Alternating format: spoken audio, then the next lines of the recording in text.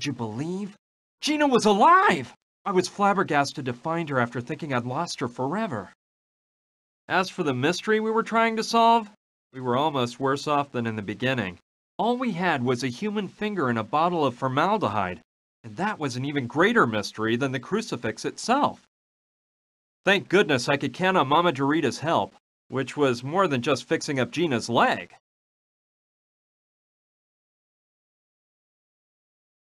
Now then, a bit of rest while the mustard plaster I've placed on her takes effect, and she'll be just like new in a short while. In the meantime, your little girlfriend had better stay here and not move a step. Thank you so much, Mama Dorita. You are so kind, ma'am. De nada.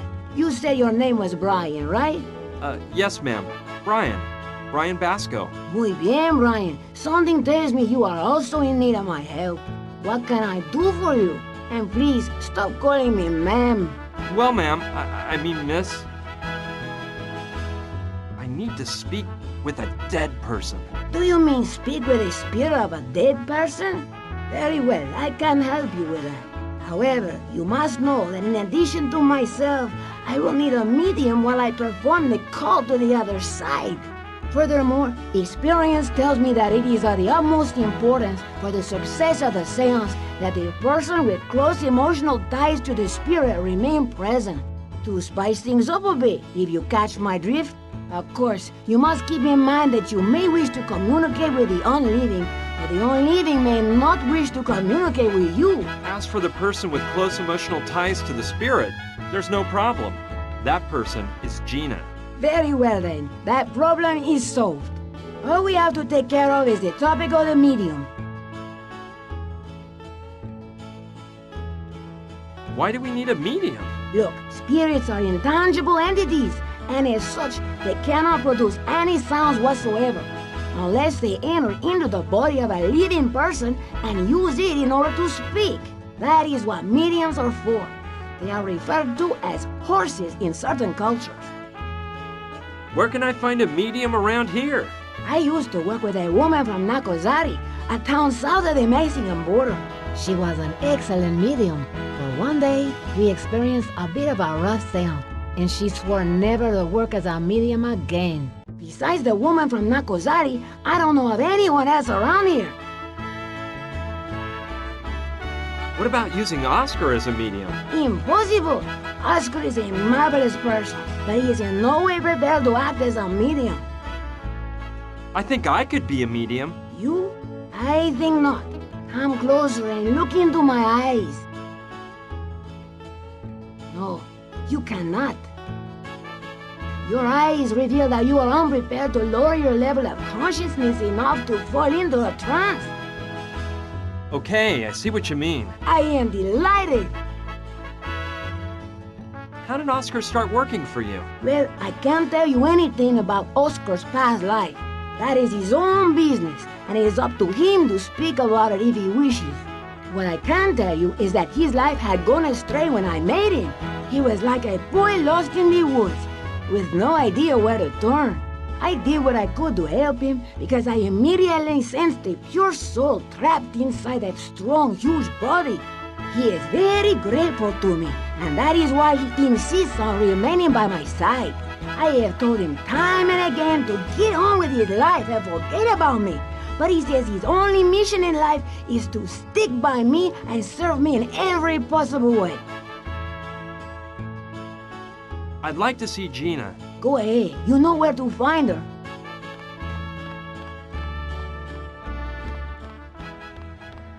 Gina! Brian, hi. Hey, you shouldn't move that leg too much. Mama Dorita says you'll heal in no time, as long as you rest. I'm just a bit nervous. The concoction that woman put on my leg is really making me itch. Plus, I can't stop thinking about what you told me inside the mine as we were coming here. Especially the part about the human finger in the bottle of formaldehyde. My God, Brian, what are we gonna do now? Well, I've been giving it some thought, and all I can think of is one thing. What do you propose? Look, I can't stop thinking about something that Indian chief told me. That Wapu something guy? Wupuchim, yeah. I asked him what that bottle with the finger meant, and he said that the man who took it there should answer that question. I told him, that guy is dead. But Wapuchim said that wasn't necessarily an obstacle. You mean we should talk with... Yes, with your father. I know it'll be hard for you, but I don't see any other way out. I understand. Don't worry about it, but do you really think we can speak with a dead person? Just a few days ago, I would have answered you with a resounding no. But now, after all the things that have happened to me, and what I've seen since we met, I don't know. I think almost anything is possible. Besides, what harm can it do to try? I guess none. What have we got to lose? But how in the world will we do it? With the help of Mama Dorita. She's knowledgeable about these things. However, there's one thing that concerns me. Wapuchim said that the person who hid the bottle in the sacred crypt had Hopi blood, so it couldn't have been your father. Oh, yeah. No, of course not. It couldn't be him. Well, I suppose there are more people mixed up in this strange story. Yeah, I guess that's it. Anyway, your dad has to be able to explain everything. I'm sure he can. So, when should we do it? I have to get a medium for the seance. Okay. Well, keep me informed, please. How are you feeling? Better and better. I must admit, Mama Dorita knows what she's doing. I'm out of here. I have to work on finding a medium. That's okay. I hate having to stay here without moving, and without helping you. You just have to think about healing as fast as you can. See you later. Be careful. Bye-bye. Brian, so you made it to the Hopi village, did you? Come on, get up here right away and tell me how you did it. Okay, I'm coming.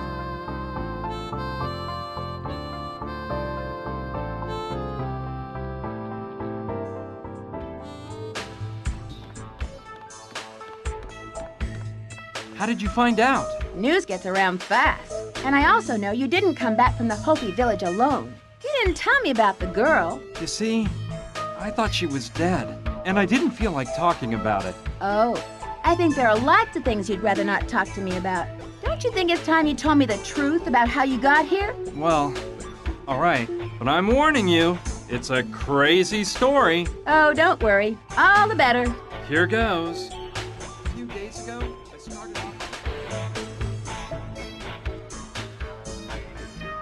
Gina is at Mama Dorita's house letting her leg heal, while I try to figure out the meaning of a bottle of formaldehyde with the human finger floating inside. That's all. You didn't believe a word I said, did you? No, you're wrong. I know when someone lies to me, and you weren't lying. Plus, Brian, I kind of like you. You can count on me to give you a hand with whatever you need. That's great, Sushi. Thanks. Hey, that guy over there must be Rutger. Hello, Rutger, right? Yeah. And you're Brian, I bet. Oh my god. Saturn's told me about you. By the way, that helmet you gave me is way cool. You wouldn't happen to have another one for me, would ya?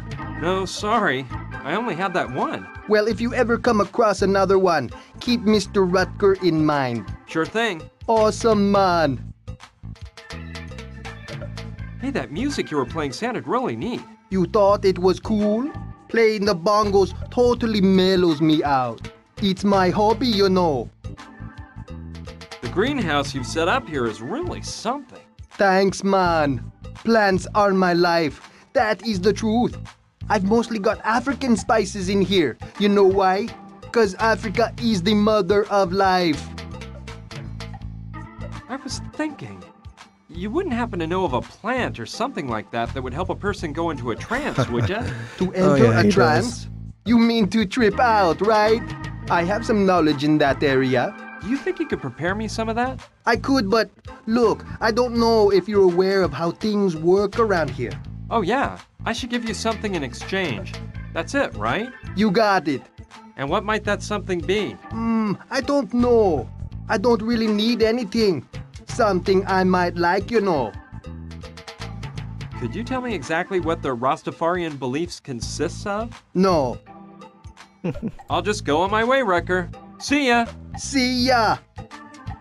Okay, so he wants something.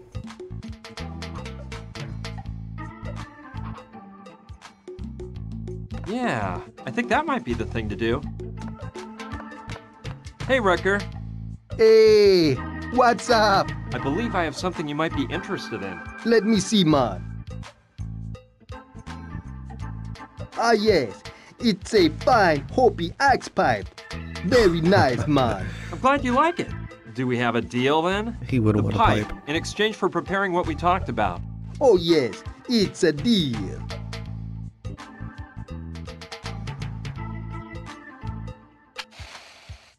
Oh, God.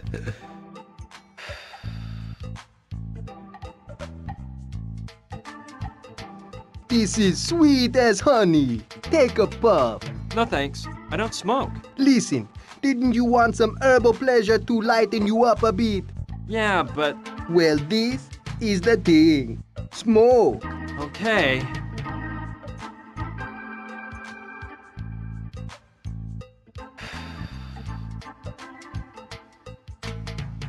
I'm not used to this, so one drag will do. Whoa. I feel dizzy already. I better get out of here fast. I believe I'm ready to act as a medium. Let's see. Show me your eyes. No, a bit better, but no. I must say your disposition for lowering consciousness enough to go into a trance has improved, but you still don't seem adequately prepared. Well, I won't bug you anymore. Goodbye. Vaya con Dios, Brian. Hey, Rucker. Hey, what's up? That stuff you put in the pipe didn't work. I need something a bit stronger. More powerful, huh? I think I know what you need. I was just recently studying some old Indian shaman recipes. There is one that the Hopi tribe's medicine men used to use. Have you heard of them Hopi Indians? Yeah, I've heard something about it. Apparently, these Hopi medicine men used to make a brew that was mighty strong. They said they used it to help their spirit leave their body and be able to get closer to Kichi Manitou, the Great Spirit. That is just what I need. Can you make it for me? I'm afraid not. I have all the ingredients except one, the most essential of all, the Yawaskel. Yawaskal? Yeah, you get it from inside these pods that grow on a plant which grows in this area. The problem is, I haven't been able to find that plant anywhere, even though I've searched throughout the region for weeks. Seems this crazy plant only grows on sacred Hopi lands. Huh. And do you know what the Yawaskal looks like? From the drawings I've seen, they're bumpy balls of a dark red color. I've studied the topic quite a bit, and though I've never seen any of those balls myself, I'm sure I could identify one if I saw it. Very interesting, Rucker. I've got to go now. Let's keep talking about this later. Sure thing, man. Okay, so what about the plant that we picked up? I still have the branch I tore off the outside of the sacred crypt. And now that I've taken a closer look, there's some pods on the stem. Yeah, what luck! I bet that plant I took the branch off of is precisely the one Rucker was talking about. I'll pull the pods off the branch. Done. Now I should open them and see if they contain those famous little red balls. These pods are really hard. There's no way I can open them with my hands. I need something else to tear them open. Alright guys, so it took me a little while to figure out what exactly they want me to do. Because, I mean, you look at this and it says that it can't open it. Yes. Using the scalpel, I can open the pods up and get the little Yawaskal balls out. Ugh, that didn't work. These pods are as hard as a rock. So basically what you're supposed to do is heat this up and then use it. Yes, good idea. If I heat up the scalpel, it'll definitely cut better. I'll leave it in there for a few seconds to make it nice and hot. All right, that should do the trick. Ow! I gotta be careful. It's burning hot. All right, this time the pods will yield to my strength. Finally. Now I've got those silly Yawaskal balls. And just in time. The scalpel's cooled down and is now at room temperature. Good thing I cut through the pods when I did. Whoa, Rucker's gonna flip when he sees this. Hey, Rucker. Hey, What's up? You'll never believe it. What? I've got some ayahuasca balls. No way, brother. Don't believe me? Seeing is believing.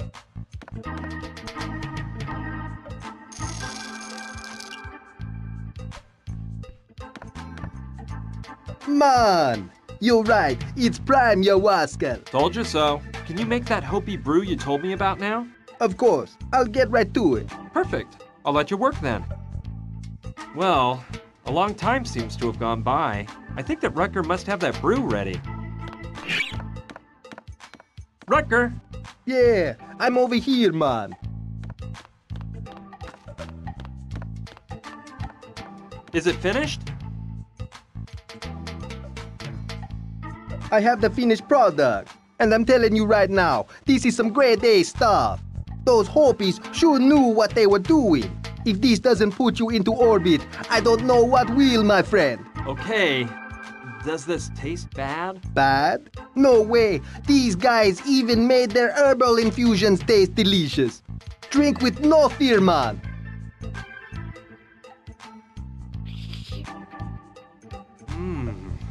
Yeah, I can feel it already. It's as if I were levitating. I'm leaving before the effects get any stronger. Okay, sir, but I'm drinking the leftovers. Now I know I'm prepared enough to become a medium. You don't give up, do you? Very well. Let me look into your eyes. You win, Brian. I think you will be able. Your eyes have revealed this. Good. Your mind is ready. Now we must prepare your soul. Prepare my soul? It is indispensable in case something goes wrong. What do you mean by that? I didn't think this was dangerous. And it is not, provided a medium is truly prepared.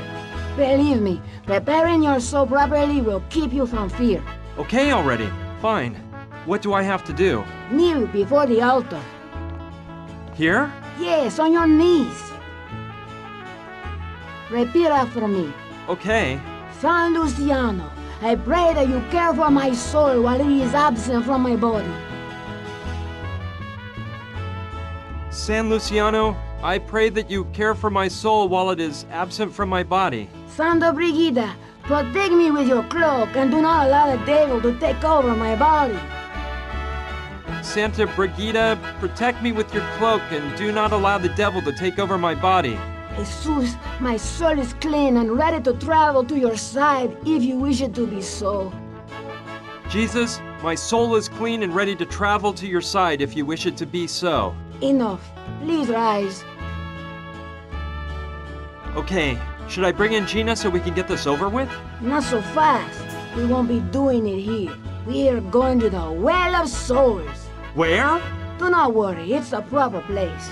Do you see the well to my right? That is the place. Go.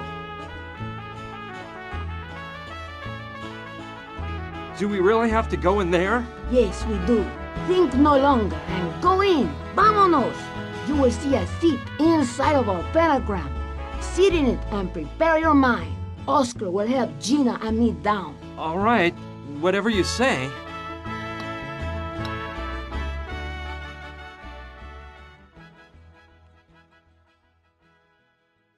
Let's begin. Now, Brian, it is important for you to stay relaxed. Was it really necessary to tie me to the chair? See, believe me, it was for your own safety, I assure you.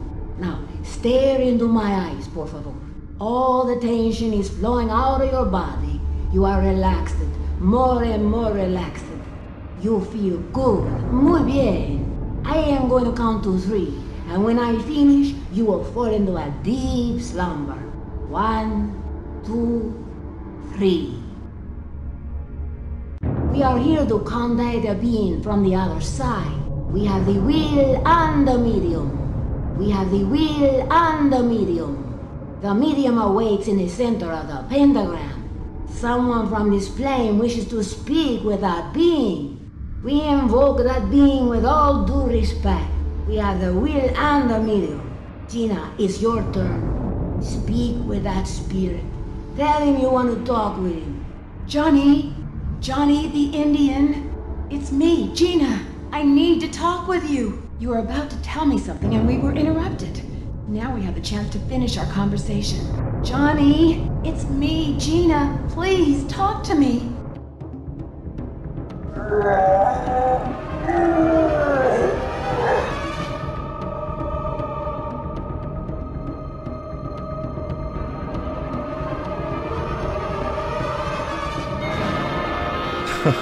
Johnny, is that you? Gina, what the devil happened? Where am I? The Sandretti's got you. Yes, I remember. We were talking at the Pink Iguana when those thugs showed up, but I don't remember anything more. Where have I been? It's dark here, and I'm freezing. Johnny, look, you're locked up. The Sandretti's locked you into the basement under the storeroom in the Pink Iguana. Damn them. Gina, you've got to help me. Get me out of here, and I'll take you with me. We'll be rich, kiddo, and we'll live like kings. So, it's true? You kept the money from the truck heist? Of course I did. I pulled one over on those bastards. I'll share the cash with you, baby. Just get me out of here fast. Now's not a good time. There's guards all over the place. I'll come get you out later. But tell me, where did you hide the money? The Sandrettis haven't been able to find a clue. Of course they haven't found it. Do you think I'm an idiot? Those evildoers will never find the money. You are so sly, Johnny. Where is it hidden? Yeah, kiddo. Too smart to trust you, too. I'm not telling you one more word. Get me out of here, and I'll give you your piece of the pie. Okay. All right. I'll come back in a while and help you escape. I'll be waiting. Make it quick. Johnny? Johnny? He has departed. And I must say I don't like what I saw one bit. Gina, you have toyed with a spirit, and that can be very dangerous. I hope you don't regret it later on. But let us set that topic aside. Brian is exhausted and needs to rest. Oscar, untie Brian and take him to my room. Lay him on the bed and let him sleep as long as he needs. Okay, that was really random. Not what I expected at all.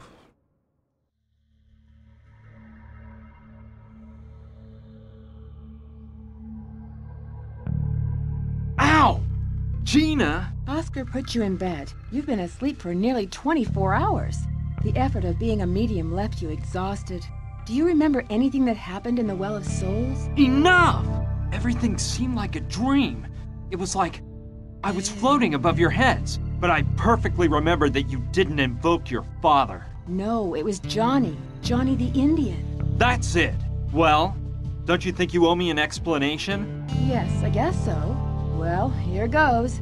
Remember everything I told you about my father's death in the hospital? Yeah, of course I remember. Well, it wasn't exactly true. You mean your father didn't? No, he's perfectly fine.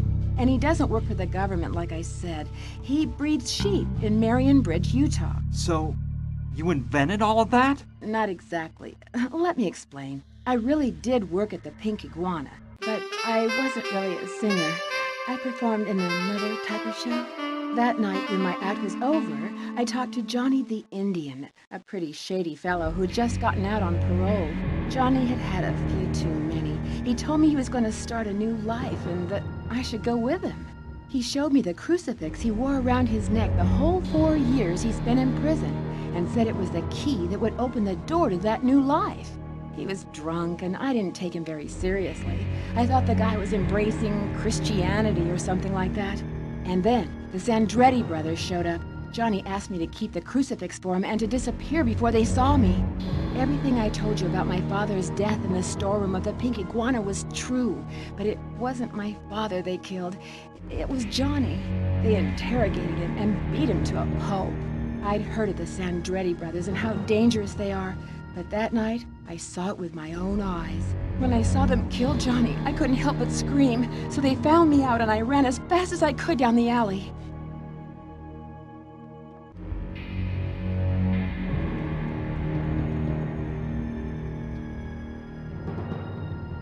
But why were they interrogating him?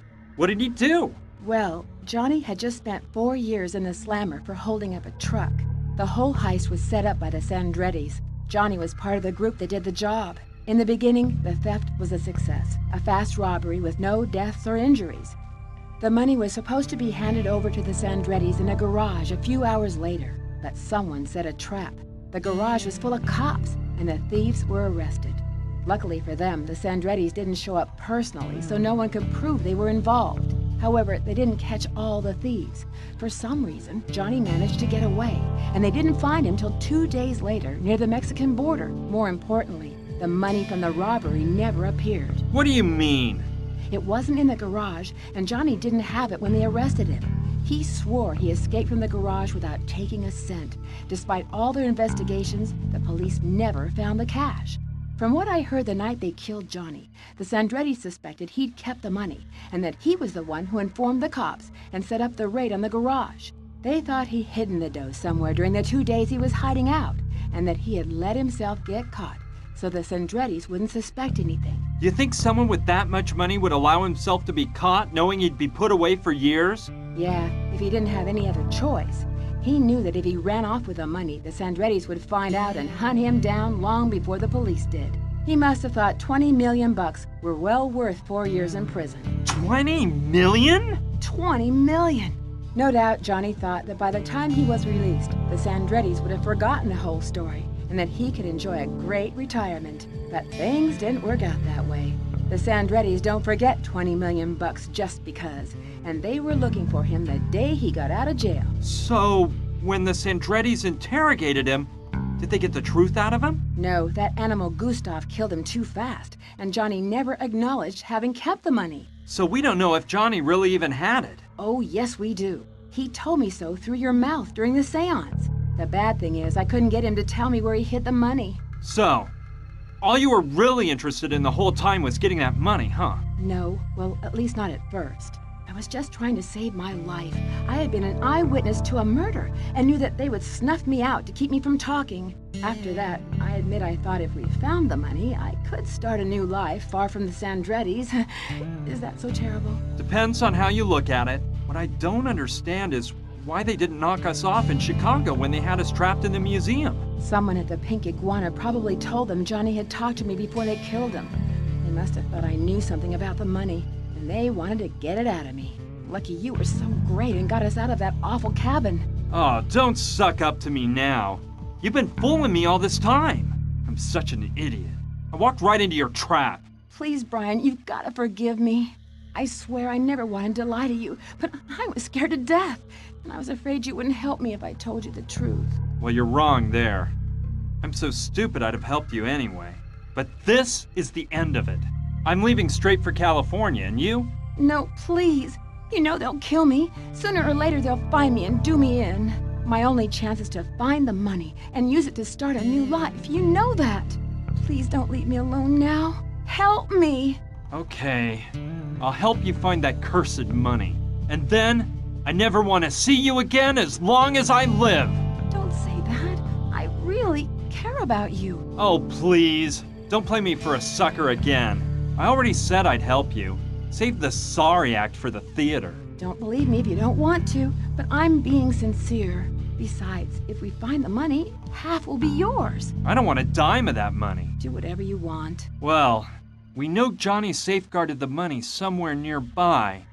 And no matter how strange it seems, the finger in the bottle must have something to do with it. But where should we start to look? Look, while you were asleep, I remembered something Johnny told me years ago, before the robbery. What? He said that he used to take time off between jobs to spend a few days in his homeland in Arizona, in an old trailer where he used to live before going to New York. That trailer can't be very far from here. And if we find it, maybe there'll be some clues about the money inside. Yeah, that sounds like a good idea. Well, I'll start with that and try to find that trailer. I'm going with you.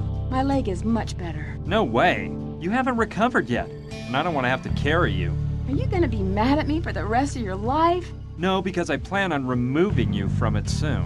Fine, just go alone if my company annoys you. I'm leaving, but don't worry. I'll be back. Goodbye.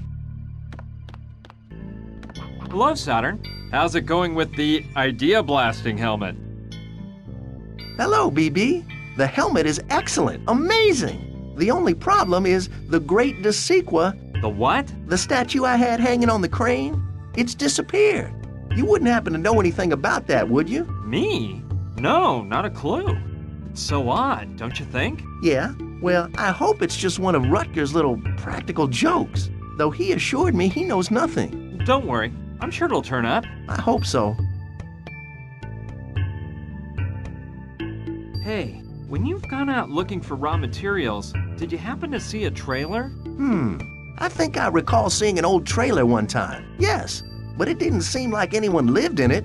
It looked abandoned. And where was that, Saturn? Don't you remember? It's really important. Well, let me think. That must have been 7 or 8 months ago. And at that time, I was involved in a project for which I needed a large quantity of clay. So I was in search of argillaceous zones. By the way, have I mentioned a simply amazing work? The construction of an exact replica of the city of Florence in the second half of the 14th century. Splendor of Florence. It's one of my greatest works. You see, I was trying to capture the spirit that... Listen, Saturn, that's interesting and all, but I'm in kind of a hurry. I'll drop by later so you can fill me in on your great work, but please just tell me where you saw that trailer for now. All right, I shall. It was on the other side of Painted Canyon Gulch, to the south of Douglasville, about 1 hour away from here. Okay, I hope I can find it. You should really reflect on your life, BB. You always seem to be searching for something you don't have. We'll discuss that later, Saturn. See you soon. Ciao. Okay, let's see if I'm able to find that trailer.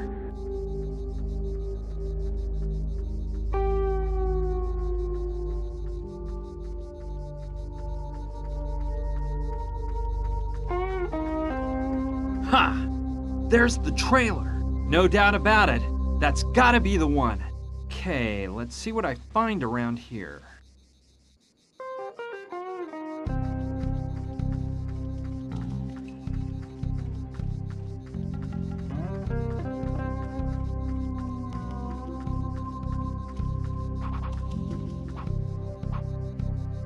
Don't see anything interesting on the outside. I'll have to go in and take a look.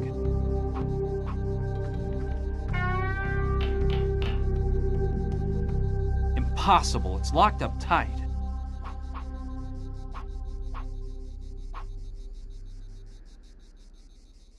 Sure.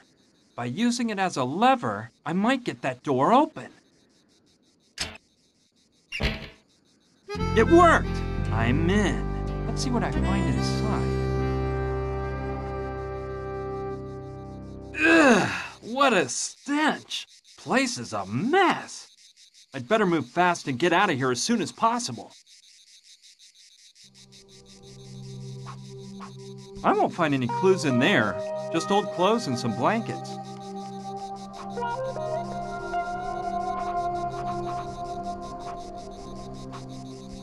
How weird. This looks like a nun's habit. No, why would I want to take that? Plus, I'm very respectful about that sort of thing. Okay, I'll just rummage through these papers. This looks interesting. It's an advertisement for a bank. That may be where the money is. Sushi. Hey, Brian. Anything newsy? I found Johnny's trailer. How cool! And did you find any clues leading to the money? Yeah, I found a brochure for a maximum security bank in the trailer. I'd appreciate it a lot if you could investigate it on the internet and find out about the bank. Sure, that's a cinch. I'm gonna finish a little job I'm wrapped up in, and then I'll get right to it. Leave the brochure on the desk, please. Okay, thanks, Sushi. No problem. I'll report back later. So, what did you find out? First of all, I investigated what type of bank the brochure you found is for. It's not any conventional bank. The customers rent safety deposit boxes to keep their stuff in. Money, jewelry, antiques, whatever. They don't have to give any explanation at all of what's deposited inside. And I assure you, the place is a veritable fortress. I need not say that there has never been a robbery or even an attempted robbery. Then, do you think Johnny put the money there? Well, it's a possibility. This type of bank charges its customers a fortune, and in turn they pay astronomical taxes to the government in exchange for certain immunity. I mean, the police have no access to lists of customers or the items on deposit. That undoubtedly makes it a pretty safe place to stash money. Using my amazing skills, I broke into the bank's database, but I didn't see the name Johnny anywhere on the list of customers. That doesn't surprise me. If Johnny wanted to hide the money there, I'm sure he was more concerned about throwing the Sandrettis off than the police. But what really gave me a big clue was the security system used at the Mojave Bank. When customers rent a safety deposit box, they receive no key or magnetic card whatsoever. Nothing. What they do is perform a fingerprint analysis. And when customers want to access the box, they just place their index finger on a scanner for the computer to identify their fingerprint. And then they're let in. Do you catch my drift?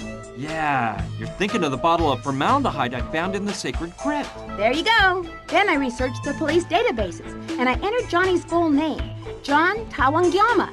I verified that he showed up dead in a New York alley 2 days ago. I kept following the lead of his last name, which obviously isn't very common, and I found an interesting bit of info. 4 years back, a woman's corpse floated up in the Green Gila River. When they checked her identity, she turned out to be Sister Juana Buenadicha of the Santa Clara Mission in California. She'd been strangled and thrown into the river. A nun? No way! How was she connected to all this? Juana Buenadicha is the name she took when she entered the order. That woman was an Indian, though, and her real name was Mary Tawangyama. Was she related to Johnny? It was his twin sister. Guess what was missing from the body when they found it? I bet it was her right index finger. Bingo! And whose name do you think the safety deposit box at the Mojave Bank was rented to for 10 years? Sister Juana Benedicha? Exactly. It all fits together now. Johnny made his sister rent the safety deposit box at the Mojave Bank and put all the money there. I don't think he planned on killing her in the beginning, but by the end, he was afraid she would betray him while he was in prison. That scoundrel preferred not to risk it, so he strangled his own sister, cut her finger off, and tossed the body into the river. I guess he thought it wouldn't be hard to disguise himself as a nun and use his sister's finger to take out the money when the time came. Hiding the finger in the sacred Hopi crypt seems a bit unlikely, but I think he was running out of time by then, and he needed a safe place to keep the finger for all of the years he was going to be locked up in jail. He knew about the crypt, and it seemed like a good solution. I suppose that what he never counted on was that the Sandrettis would get suspicious and go after him the minute he was released from prison. Good work, Sushi. I'm amazed. Thanks. Well, I don't think there's anything to stop you from taking the money using the plan Johnny already cooked up. Just to be on the safe side, it would be better for Gina to dress up as Juana Buenadicha. She can put on a nun outfit and use the finger. I don't think she'll have any trouble taking out the cash. These banks are famous for not asking lots of questions. Sushi, it's only fair for you to get some of the money. You've definitely earned your share. I don't really need it.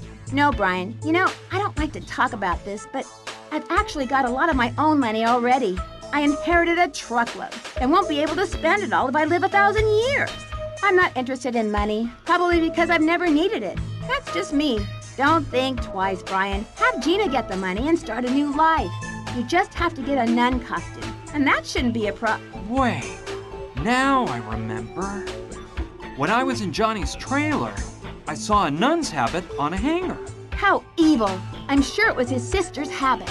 Well, all the better. Go get that habit and you're ready. But don't leave without saying goodbye. Of course not, Sushi.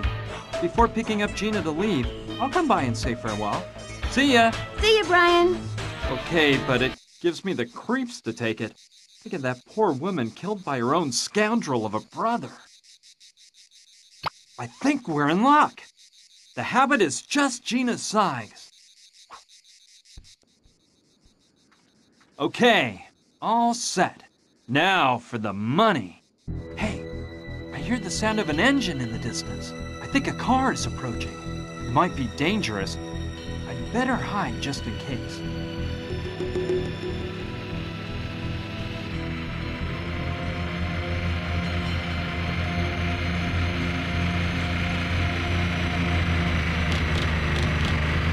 No, not now! Those dumb goons, Gustav and Fyodor, they found us! Here's the trailer, just like Bob said. Yeah, but I don't think Johnny the Indian was dumb enough to hide the cash here. I don't either, but we better check. Did you see that? Fresh footprints by the door. Do you think they belong to that idiot and that bimbo? They only belong to one person, and by the size of them, they must be his. Something tells me they're close by. They probably split up to try and find where Johnny stashed the dough. I bet they'll come back here. either together or alone. What if they have the money? Nah, I don't think so. Plus, finding them in this area won't be that easy. This is a huge desert. Let's do a full search of this trailer and wait for a while to see if they show up. What if they don't? Then we'll go out and look for them. And mark my words, we'll find them, whatever it takes. And when we do, they'll wish they'd never been born. Come on!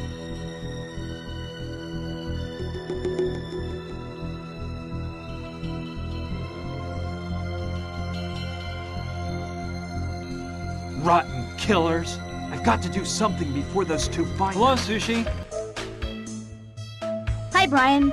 Do you have the nun's habit yet? I have it, but now we've got new problems. Right when I was leaving the trailer, Gustav and Fyodor showed up. They're the Sandretti's henchmen. They almost saw me. Wow. So they're hot on your trail then? No, I'm afraid not. I guess they knew about Johnny's trailer and must have imagined that we would be looking for it too. From what I could hear them say, they plan on waiting in the trailer to see if we show up. Well, that gives you some time to escape. You've got the habit. Now go get the money and drive away fast. I don't know. Now I realize that Gina and I will never be safe. No matter where we go, they'll end up finding us. Yeah, I hate to say it, but I think you're right. So, what can you guys do? I don't know yet. The best thing would be to think of a way to get rid of them all forever. You're a smart woman, Sushi. Can't you come up with something? Well, just like that? No. I'll ponder the topic. Maybe between the two of us, we can devise a solution. But there's one thing that concerns me even more. What if those killers decide to leave the trailer and reconnoiter the area? No doubt they'd quickly find Douglasville. And from what you've told me, they won't hesitate to increase the body count, and that'll help them find you. We're all in danger. Yeah, you're right. We should do something about that. As soon as possible. I'll try to think of something. Then I'll tell you about it. Me too. See you soon. Alright guys, so it took me a long time to looking around. I couldn't figure out what they wanted me to do, so apparently they want us to get a sheriff's badge from the smokestack in the same way that we got the necklace pendant thing last time, so let's see if it works.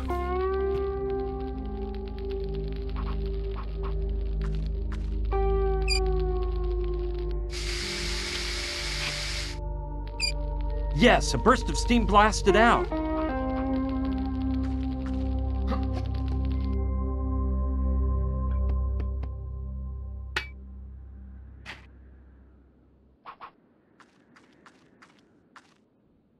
It's a sheriff's badge. It must have flown out the smokestack like the Selkie did. Yeah, I can use that. It's not too worn out considering the circumstances. Oscar? What's up, Brian? Your life has a new mission. I've spoken to Mama Dorita about this, and she fully agrees. Well, what is it? Oscar, you've been named the new sheriff of Douglasville. Wow. Please raise your right hand so I can swear you in. Repeat after me. I promise to defend, with my life if necessary, the laws set down in the Constitution of this nation. I promise to defend, with my wife if necessary, the laws down in that Constitution of this here nation. And I swear I will do everything necessary to ensure that these laws are not violated and to pursue anyone who might attempt to break them. And I swear I'll do things necessary to ensure them laws aren't violated and to pursue anyone who might attempt to break them. Perfect. Oscar, I hereby officially name you Sheriff of Douglasville. Dandy. Sheriff Oscar, your first mission has already come in. Listen, you've got to go to... Hey, what about my weapon? What? My sheriff's weapon. What kind of law enforcement official can I be without a weapon? Yeah, you're right. Of course, your sheriff's weapon. Sorry, I forgot to bring that. I'll go get it. You wait here and I'll be back faster than you can say sheriff. Yes, I know the rifle Sushi shot me with when I got to Douglasville has to be around here somewhere. I know she won't mind if I take it. Now this is looking better. So you were saying?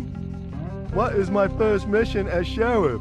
Look, about 3 miles south of Douglasville, There's a couple of guys creating a ruckus and frightening the locals. You've got to stop them and lock them up in the Douglasville jail. But watch your step, partner. These guys are armed and dangerous. Don't you worry, friend. In the penitentiary, they used to call me Terminator. I'm going after them. Good luck. I'm sure you can do the job, Sheriff. Okay, the best thing to do would be to head for Douglasville and wait there until Oscar's completed his mission. From this window, I'll be able to see Oscar when he arrives. Here comes Gustav and Theodore's car. And Oscar is driving, so I guess everything went okay. Yes, he's pulling them out of the car, and he's tied them up hand and foot. What a tough dude! He's grabbed each of them by one arm and is dragging him into the jail. Whoa, he's so buff. I've got to tell Sushi.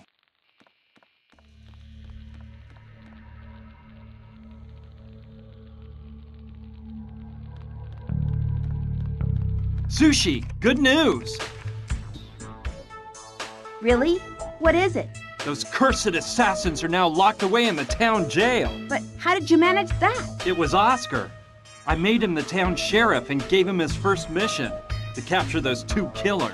No way. You're unbelievable, Brian. That big guy Oscar is unbelievable. By the way, I gave him your rifle so he could carry out his mission. You don't mind, do you? No, that's okay. Plus, I won't be needing it anymore. Law and order have been brought back to town. But seriously, this is all good, but it doesn't solve the real problem. Besides, we're not exactly the murdering types. And even if we were, all we'd achieve by eliminating Gustav and Theodore is for the Sandrettis to send more killers after us. Yep, you're right. We've got to think of something to free us of the Sandrettis for good. You said it. You know what? I think I'll go and congratulate Oscar and get the pleasure of seeing those two thugs behind bars. Are you coming? No, not right now. You go, and I'll keep thinking of a plan. All right, see you soon. See you soon. Sushi.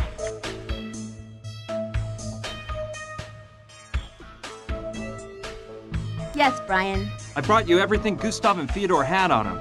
Maybe you can use it to investigate on the internet or something like that. Okay, as soon as I have time, I'll take a look at it.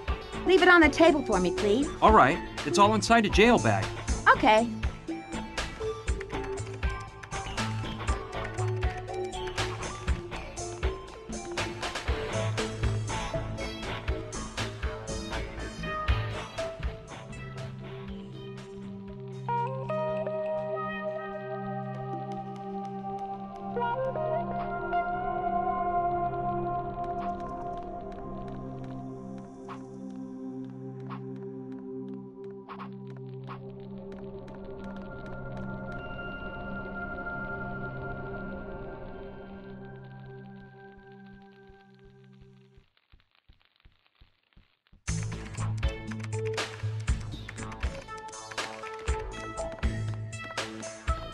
Sushi, sorry for disturbing you.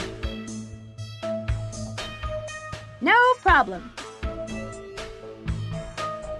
Have you taken a look at Gustav and Theodore's things? Yeah, but I bet all their papers are fake. I haven't found any information on their past on the internet. Although, there is one thing I discovered. Gustav is a total movie fan. Movies? How do you know?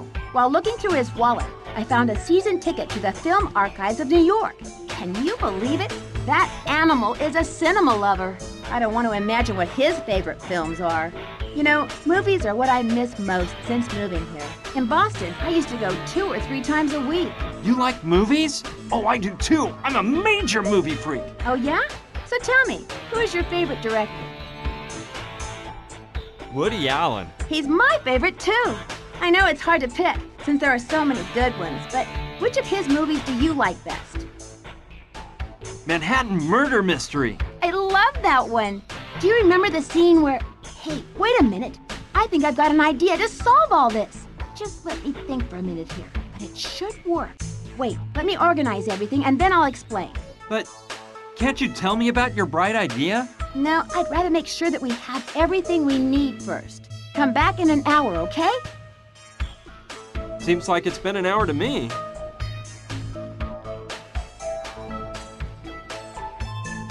Well? Let me explain. Remember how in Manhattan Murder Mystery they record the husband's voice in order to pretend that he makes a phone call later on? Yeah, sure I remember. My idea is to do something similar. We'll call the Sandrettis pretending to be one of the thugs. There's a cellular phone in Gustav and Theodore's face. I've looked through it, and there's a number memorized as bosses, which is undoubtedly the number they called to report to the Sandrettis. We use a more sophisticated system than in the movie. A voice emulation program I downloaded once from a website called The Way, Secret, and Fully Invincible. What would we achieve by calling the Sandrettis and pretending to be the thugs? We'll make them suspect that Gustav and Theodore are intending to keep the cash for themselves. Yeah, that sounds like a good plan. How do we do it? You have to record the thugs' voices so I can enter samples into the program. It'll analyze them and create a filter which we can use on any voice to make it sound like the voice of those killers. Program is that good? Guaranteed. Meanwhile, you have to record Gina saying something like, "You lying murderer, you killed him and now you want to keep the money." Gina is on our side, so we can just use her voice. We don't need to emulate it. Got it? Yeah, but are you sure this is gonna work? Of course I am. Don't you worry. Just do your part and leave the rest up to me. There's an MP3 recorder on the table. Go get it and record those voices, please. All right, I will. Okay, don't take too long. It's small and incredibly Okay, let's do it. Hi guys, how's it going? What kind of game do you think you're playing, kid? Let us go now, and you might get out of this alive. I'm starving. Aren't you going to feed us? Man, they get better treatment at Shawshank. By this time, the Sandrettis must be asking themselves why we haven't called in for 2 hours. It won't take them long to send someone out looking for us. Get ready, you worm! Hey, I think I'm ready to re-enter society. Why don't you let me out so I can integrate and start a new life? The first thing I plan to do is go massacre your whole family.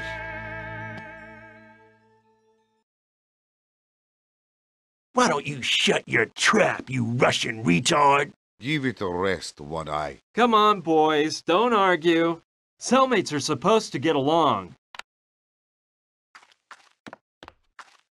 Done. Now I have the voices of those two recorded. Give it a rest, One Eye. Well, hello, Gina. Johnny!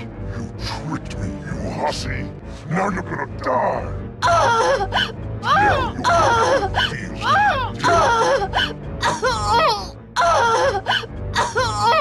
Calm down. You were asleep. You must have been having a nightmare. Yeah, it was horrible. Johnny was rising from his grave to kill me. There. It's all over now. Yeah, good thing you got here and saved me from Johnny.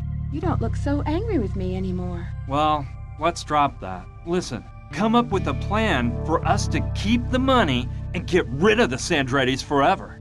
I need to record you saying, "You awful killer! You killed him and now you want to keep the money for yourselves!" But what for?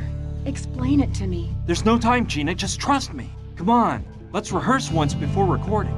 Let me remind you of the sentence. "You awful killer! You killed him and now you want to keep the money for yourselves!" You awful lying killer. You killed him and now you want to keep the money for yourselves. That was pretty bad, Gina. When you lied to me, you did a much better job. Come on, try again. You lying killer. You killed him and now you want to keep the money for yourselves. Better, but it still doesn't sound real. Try it once more. You lying killer. You killed him and now you want to keep the money for yourselves. Well, it's no Oscar performance, but it'll do. Wait for me to start recording and say it again. You lying killer. You killed him, and now you want to keep the money for yourselves. Okay, I'm leaving. There's no time to lose. Get ready. I'll come back for you shortly, and we'll go find the money. Aren't you going to tell me your plans? Later, I promise. Right now, I have to leave. All right, but don't take long, please. No, don't worry. See you soon. See you. Hey, Sushi. Hi. Did you get the recordings? Yes, I have it all. Excellent. Leave the recorder on the desk and give me an hour to organize everything. Whatever you say. See you in an hour. Bye.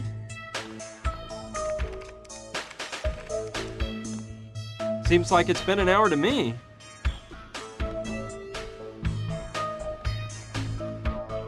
All set? All set. Look at this.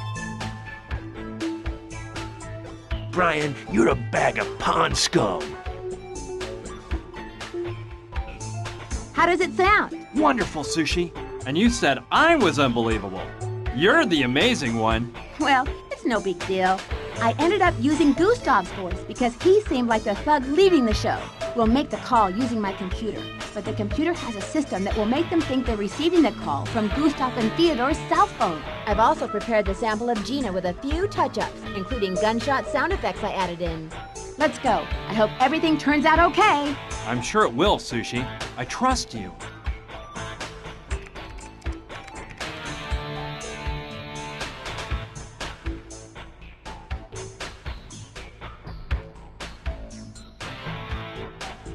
It's about time.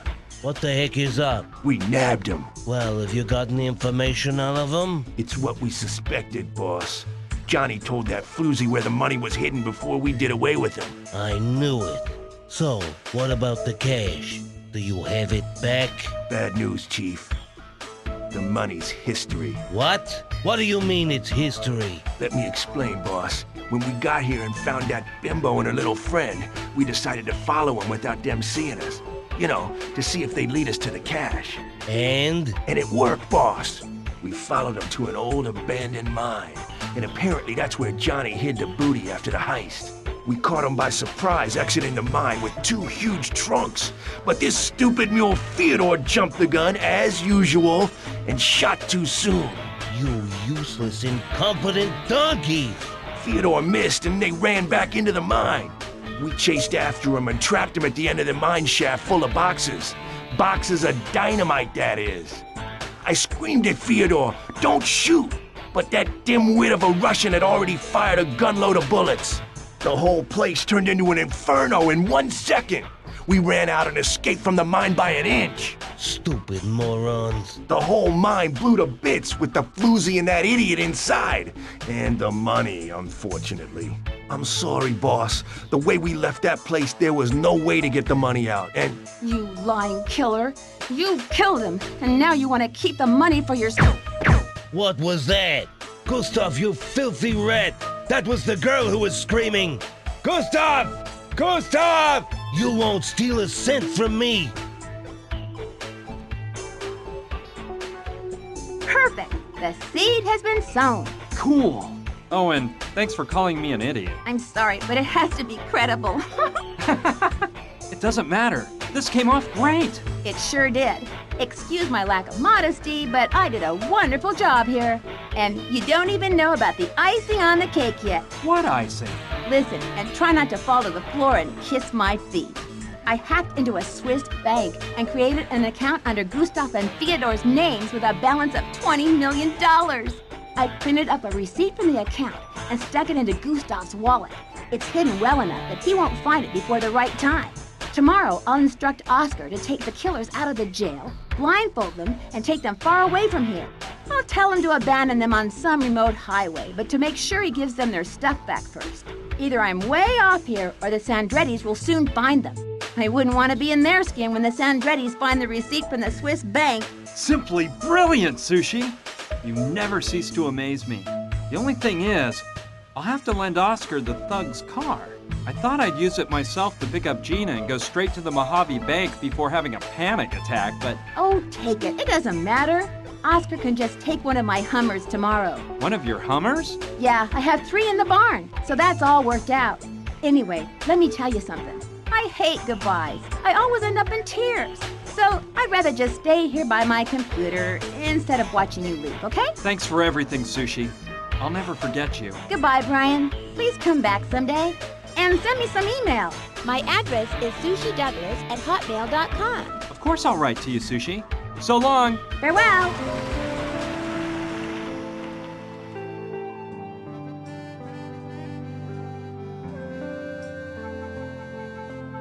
Goodbye, Brian. We'll miss you.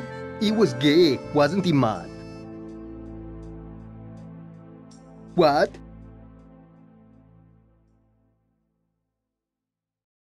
It's amazing how Sushi helped me put all the pieces together, isn't it? She's an amazing girl. I picked up Gina at Mama Dorita's house. Her leg had almost totally healed, so we headed for the Mojave Bank. We got there at dusk. That wouldn't be a problem. Sushi made sure it was the kind of bank where customers can do transactions at any time of day. We were pretty scared, but it turned out getting the money was simpler than we expected.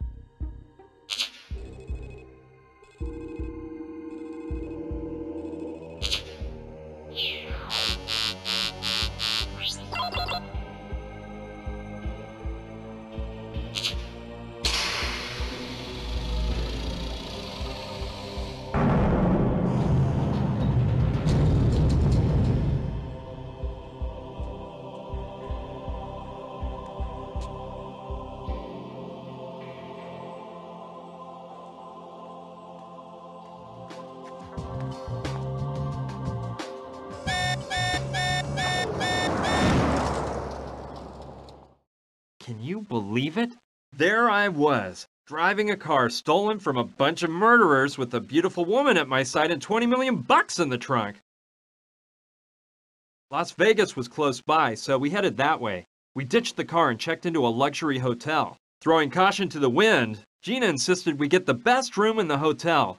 The honeymoon suite, obviously for newlyweds. So, we signed in under bogus names, pretending we just got hitched.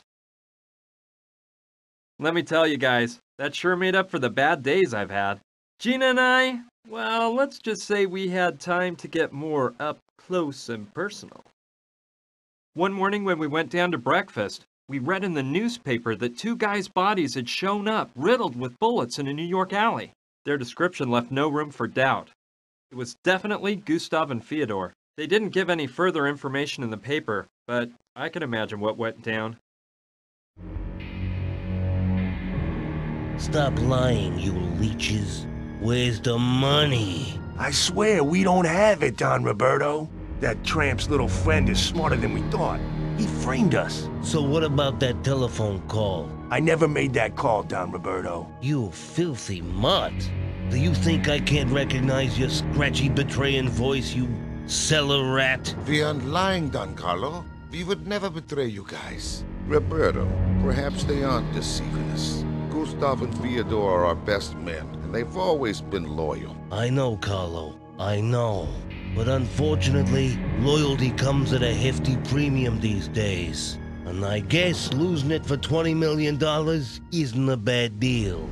So let's see if your faithful boys have an explanation for this. It was tucked away very nicely in Gustav's wallet.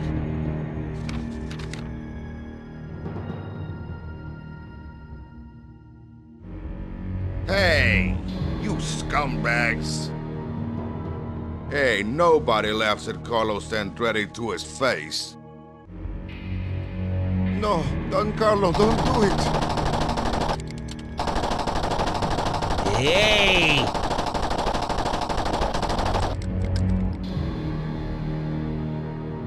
Damn it, Carlo. If they're dead, we'll never get back the money. I don't care. We got more than enough dough. The most important thing is that nobody else will be enjoying our money.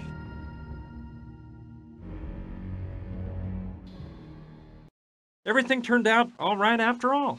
And frankly, I felt no remorse for those 2 killers. I was just sorry the Sandrettis didn't get what they deserved too. Anyway, even though it was unlikely that the Sandrettis would follow up on the matter, It was safer for Gina to take a long vacation where nobody'd recognize her. The Cayman Islands seemed like the perfect place. Gina insisted I go with her, but well, look, I just couldn't. I'd worked so hard to earn my chance to study at Berkeley. I couldn't just throw it all away.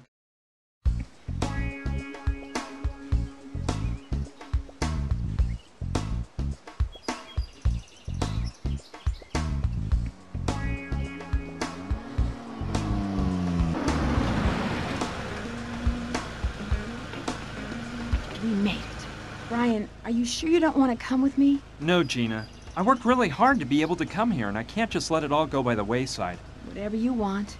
I'm gonna miss you. I'll miss you, too. But it's for the best. This is where I belong. You could always take a year off and then... That wouldn't work. Be happy, Gina. See you soon. I'd be happier with stubborn old you. Goodbye.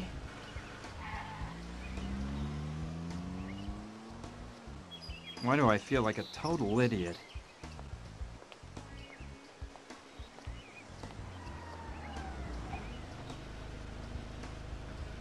What did you forget now? Well, something tells me you're dying to come with me. Am I right? Maybe, but what about you? What about me? Are you dying for me to go with you? Of course.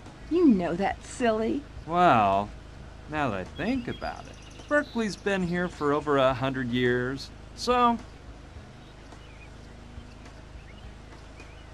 I guess it can wait 1 year more.